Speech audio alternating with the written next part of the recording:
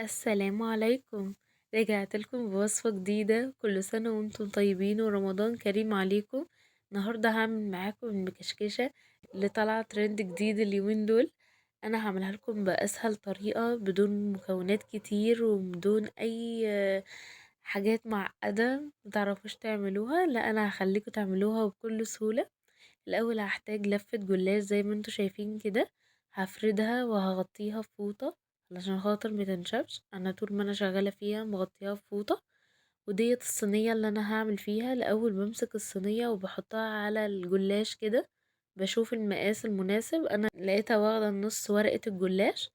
انا باخد ورقة الجلاش كده بتبقى عبارة عن ورقة واحدة بتنيها على اتنين، يا اما لو مقطوعة زي كده باخد الورقة واحطها على اتنين برضو زي كده، مش بحط ورقتين فوق بعض. وبكشكشها بالطريقة اللي انتوا شايفينها دي. لو الطريقة دي صعبة عليكم انا هعملها بطريقة تانية برضو.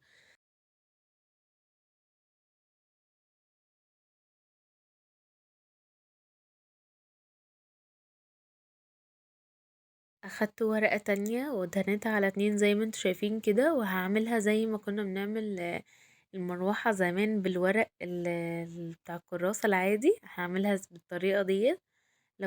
لو الطريقة الأولانية يعني صعبة عليكم اعملوا بالطريقة دي. وديت برضو ورقة كانت مقسومة نصين حطيتها على بعض وعملتها برضو بنفس الطريقة. بقيت امسكها واتنيها الناحية دي والناحية دي عشان تطلع معايا بالشكل المرتب اللي انتوا هتشوفوه دلوقتي. اعملوها بالطريقة دي بجد هتعجبكم. وهي برصها في الصينية بالطريقة اللي انتوا شايفينها ديت. بحاول على قد ما اقدر ما انعكش الشكل بتاعها. وهنا هخلص الكمية كلها بتاعة الجلاش. هي ما خدتش معايا لفة جلاش كاملة، اخدت معايا حوالي يعني 3/4 اللفة. ما خدتش معايا اللفة كلها. بس دي كانت صينية صغيرة. انا هنا ما دهنتش الصينية سمنة. لو انتوا الصينية بتاعتكم بتلزق فيها الورق الجلاش ادهنوها حتة سمنة من تحت او زبدة زي ما انتوا حابين. وبعدين دخلتها الفرن على درجة حرارة 180 عقبال ما اعمل الخليط دوت اللي انا هزيها بيه. انا احتجت كوباية سكر، عليهم كوباية ونص من الحليب، عليهم بيضتين، عليهم رشة فانيليا، وبقلبهم كويس جدا جدا عشان خاطر الصفار ما يبقاش عامل نقط كده فوق الوش. وبعدين عملتهم بالهاند بلندر كده عشان خاطر اللي هو يتمزجوا كويس. وبعد كده صفيتهم بالمصفى لغاية ما بقى معايا الخليط متجانس وناعم جدا مفهوش اي كتل.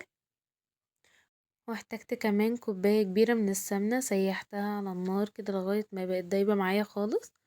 وبعد كده طلعت بقى الصينية من الفرن بعد ما اخدت معايا لون ذهبي كده بسيط جدا من الجناب زي ما انتوا شايفين كده. وبعد كده نزلت عليها بالسمنة من فوق. زقتها كلها بالسمنة ديت كل الأطراف، وحاولوا تحطوا ما بين الأطراف أهم حاجة.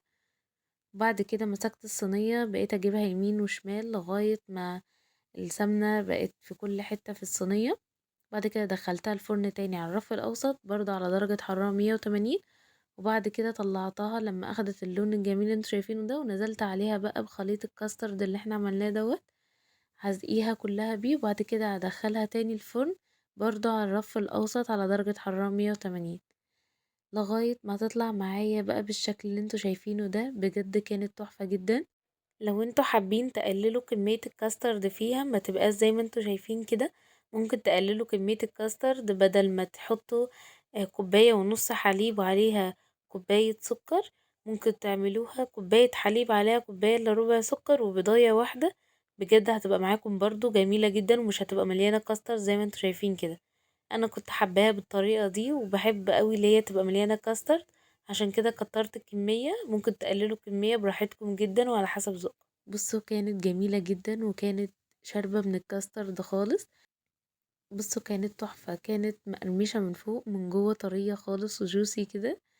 بجد كانت جميلة جدا. وفي واحدة تانية برضو عملتها زينتها بمربى الفراولة وجوز الهند. برضو كانت جميلة جدا.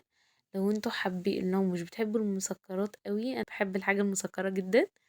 لو انتوا مش بتحبوا الحاجة المسكرة قللوا كمية السكر على حسب ذوقكم. هنا انا زينتها بمربى الفراولة والسوداني كده وحطيت عليها كمان جوز الهند. بجد كانت طعمها تحفة جدا. وبرضه ممكن تزقوها بالسيرب أو الشربات دوت، بس الشربات يبقى تقيل ما يبقاش خفيف عشان خاطر تبقى معاكم مقرمشة ما تطراش معاكم. هي زي ما انتوا شايفين كده الوش بتاعها مقرمش جدا، وهي من جوه طرية خالص، والكاسترد بجد طعمه تحفة. جربوها بالطريقة دي بجد هتعجبكم. ما تنسوش لو عجبكم الفيديو تعملوا لايك وشير، ولو اول مرة تشوفوني انا اسمي رحمة ما تنسوش دعمكم ليا باللايك والشير. وكل سنة وانتم طيبين ورمضان كريم عليكم وعلينا، وان شاء الله اجيبكم بوصفات تانية جديدة وسهلة وتكون سريعة عليكم. ما تنسوش تجربوها وتقولولي ايه رأيكم فيها، واشوفكم المرة الجاية على خير وبألف هنا.